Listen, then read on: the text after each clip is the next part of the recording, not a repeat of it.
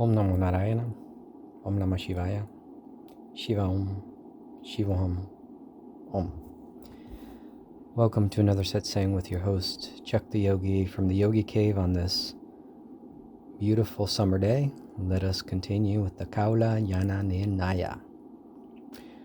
One should practice it in the daytime, fixing one's vision on the sun, considering what we just talked about the last time. By this way, one realizes one's own reality. If this is practiced with full dedication, one can obtain a supernatural body, the adamantine body, the one that overcomes death and rebirth. There's no doubt about it. Once one can create or destroy in a single moment. One may practice at night. One's attention should be between the eyebrows. So, the idea of fixing one's vision on the sun is solar gazing, and again, on an official capacity, I cannot say that you should or shouldn't do this. I say seek supervision, because, like I said before, if you engage in certain practices without proper supervision, you can suffer irreparable harm. So, caveat emptor. Now, whether I do that or not, that's for me to know. I do gaze at the sun and derive great benefit from it, but that's just me. So everybody's different, everybody's on a different path, so be careful. That's all I'm saying. Seek proper supervision. Anyway, at night, one seeks the inner light, the light in the inner skull, and that's why you focus here, the area, the third eye. One should feel as if one were above everything, as if one were the Supreme God. Shivam. All Devi, this is the Supreme Cause, which creates all that which moves and that which is still. Everything dissolves into it, as a river dissolves into the ocean. Now going back to sun gazing for a while, it's mostly what I do is absorb the solar rays and radiation with the eyes closed, but my eyes are facing the sun. But I do gaze at the sun. I do see the sun. It doesn't bother me at this point. But for most of my life, yes, it did. It did. Because my eyes don't have melanin. They have lipochrome, so I'm sensitive to sunlight. So that was a lifetime journey, to get to that place. So again, if you're ever interested in doing things like that, seek proper supervision. All right. Oh, Devi, this is Supreme Cause, which creates all that which moves and that which is still. Everything dissolves into it as a river dissolves into the ocean. Practicing the stable principle, one becomes non-attached, vairagya, to both merit and demerit, samarasa. Using this path, one achieves a body composed of 8 types and 8 elements, the adamantine body. Configurations are of the 8 types and also the 8 types beyond form. The chakra should be known in 64 ways. This is the cause of the siddhis. This is the Kula path, which has Kula as both the target and the stratum. One who knows the supreme principle realizes the Kula through the supreme principle, which is that of the diamond lotus, the higher chakra. So again, we're focusing on the higher chakra, the diamond chakra. Why the diamond chakra? Because diamond, right here, is the hardest stone on earth. And India was a sole provider of diamond until Brazil came around, and they were the only 2 main providers of diamond until De Beers came around. So, yeah. One who knows the diamond lotus. So yeah, I already went through that. The instructions of the guru, the siddhas, and the deities are like the foam and the ocean of milk. They're the cream of the crop. They are cool like moonbeams. In half a moment, it may be activated like the shore of an ocean. In such a state, one is free from many ailments such as fever, leprosy, and the like. Chapter 15.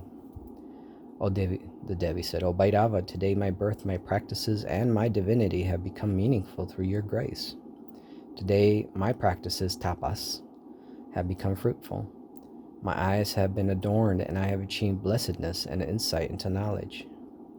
Today my ears have been adorned so that I can hear the secret of the Mahakaula. My body has become effulgent, radiant, and the great knowledge has been enshrined in my heart. My divine energy, Shakti, flows as well as the characteristics of my form. My misunderstandings have been destroyed through your grace, O Chief of Gods, Mahadeva. I am asking again, once again, in regards to whatever you have revealed to me previously in a general way, relate to me now in particular as to what is stable. Please tell me now about this. I have not learned this before. As you are very kind to me, I am asking again and again. Some 70 million creatures, both animate and inanimate, were destroyed. Now this is a great passage because it kind of gives or alludes to the notion that there was a civilization before the Holocene, and that these teachings may have emerged from those submerged continents, because during the Holocene the water levels rose quickly and entire continents were inundated. One around Indonesia, Southeast Asia, and there were others as well. So yeah, those that emerged from the water, aka Dagon, aka Machendranath, may have continued the teachings that were available to the previous civilization. So just keep that in mind. Some 70 million creatures, both animate and inanimate. So the idea of the inundation that you see in Genesis, it's universal. The flood were destroyed when the great deluge came, O Chief of Heroes. Through that means, did you save yourself, O Mainatha?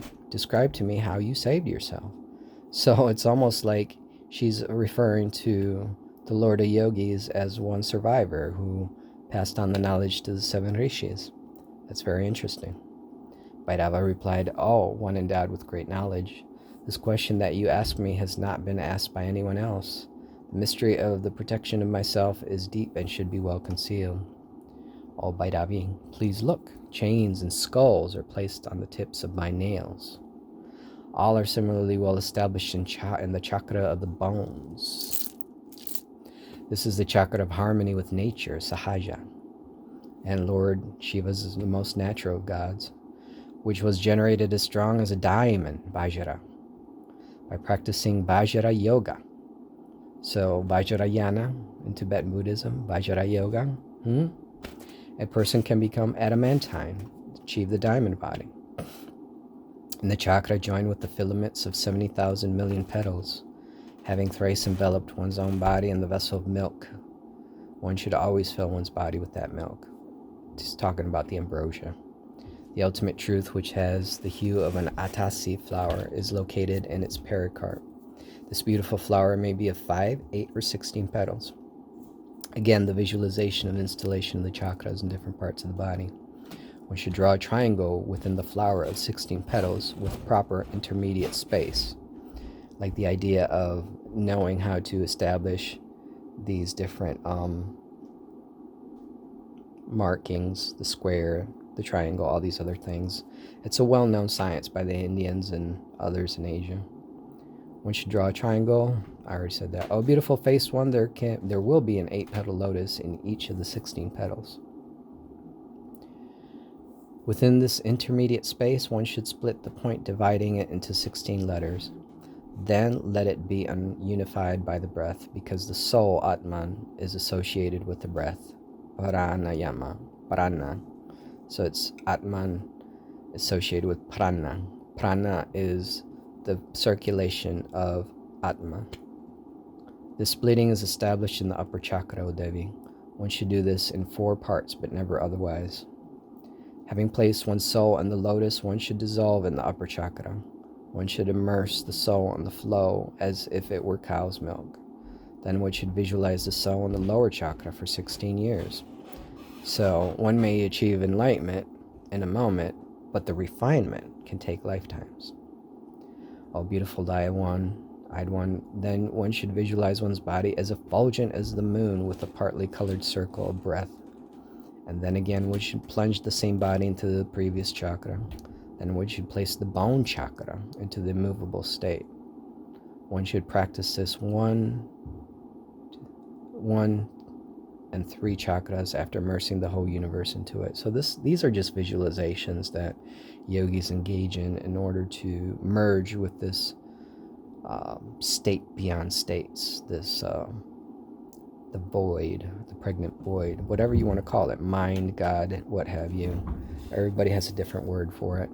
But I'm going to leave it there, and it'll continue alluding to this notion of having survived the flood. There's bits and pieces of it there and here and there, which I find very interesting. I haven't found anything like that anywhere else, at least not in the Eastern scriptures. Anyway, Om Namo Narayana, Om Namah Shivaya, Shiva Om, Shiva Hum, Jai Ma, Jai Mahakal. Till next time.